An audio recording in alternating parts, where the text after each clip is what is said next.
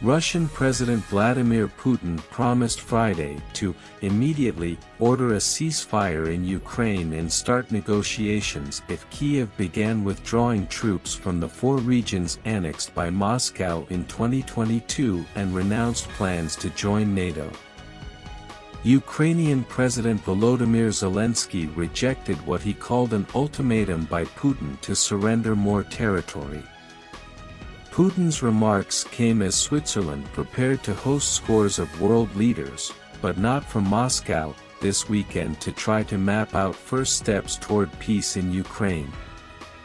They also coincided with a meeting of leaders of the group of 7 leading industrialized nations in Italy and after the US and Ukraine this week signed a 10-year security agreement that Russian officials, including Putin, denounced as null and void.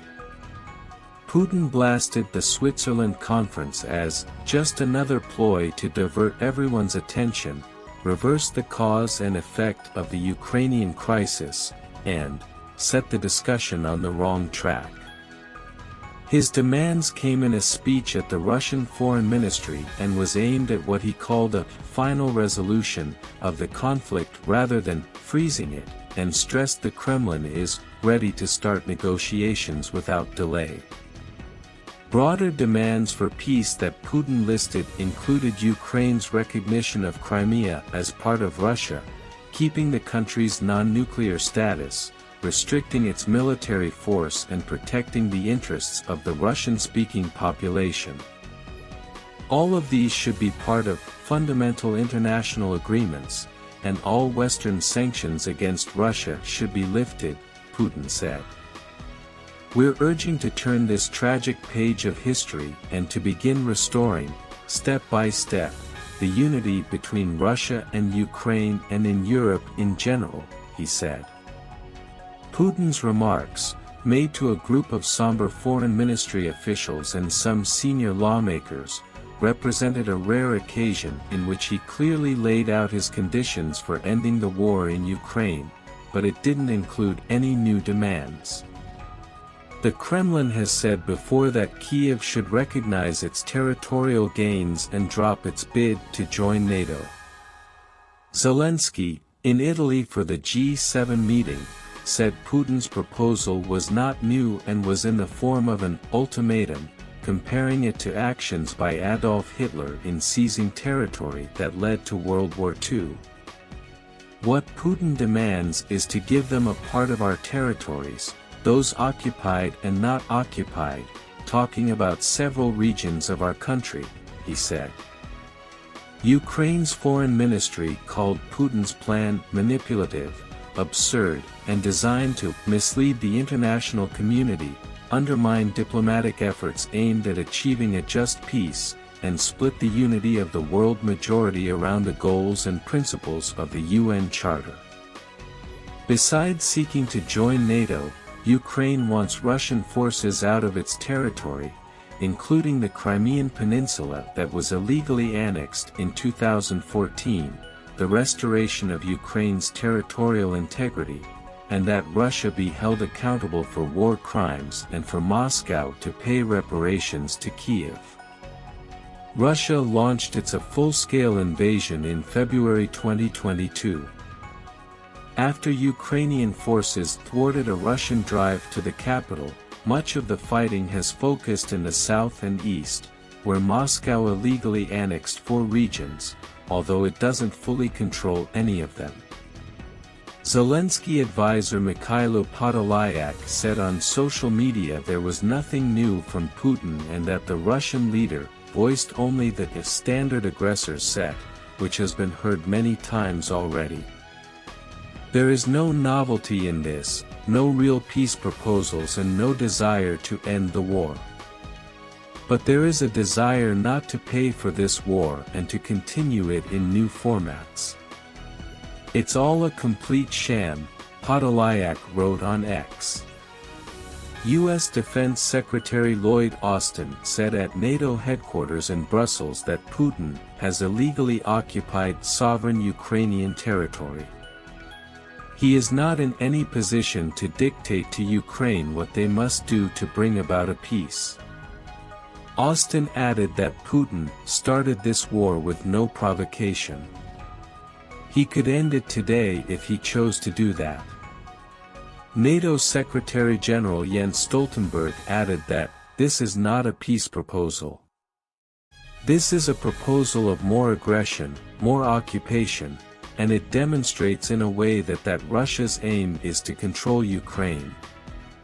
Putin insisted that Kyiv should withdraw from all 4 annexed regions entirely and essentially cede them to Moscow within their administrative borders. In Zaporizhia in the southeast, Russia still doesn't control the region's administrative capital with a pre-war population of about 700,000. In the neighboring Kherson region, Moscow withdrew from its biggest city and capital of the same name in November 2022. Putin said if Kyiv and Western capitals reject his offer, it is their business, their political and moral responsibility for continuing the bloodshed.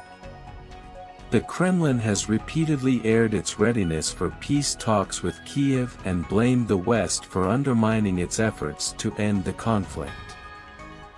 Putin went further Friday and claimed his troops never intended to storm Ukraine's capital, Kyiv, even though they approached the city. In essence, it was nothing other than an operation to force the Ukrainian regime to peace. The troops were there to push the Ukrainian side to negotiate, to try and find an acceptable solution, he said. Moscow withdrew from Kyiv in March 2022 and described it a goodwill gesture as peace talks between the two began, but the pullback took place amid fierce Ukrainian resistance that significantly slowed down Russia's battlefield advances. Putin also claimed that in that same month, he told a foreign official he wasn't ruling out withdrawing forces from the Kherson and Zaporizhia regions and ceding occupied parts of them back to Ukraine, as long as Kyiv allowed Russia to have a strong land connection to Crimea. He said the official planned on bringing that proposal to Kyiv, which Moscow welcomed, as it generally welcomed attempts to find a peaceful resolution of the conflict. But the Kremlin then annexed both regions, along with the Donetsk and Luhansk provinces, citing the results of sham referendums it staged there. Putin mentioned those and said, "The matter is closed forever and is no longer up for discussion." In Friday's fighting, Russian defenses shot down 87 Ukrainian drones, the defense ministry in Moscow said, most of them launched against the Rostov region, home to Russia's southern military command, but no deaths or damage were reported in one of the biggest Ukrainian drone barrages of the war. In Russia's Belgorod region on the border, part of a residential building collapsed in the town of Shebekino after Ukrainian shelling, Belgorod Governor Vyacheslav Gladkov said. 3 people were injured, he said.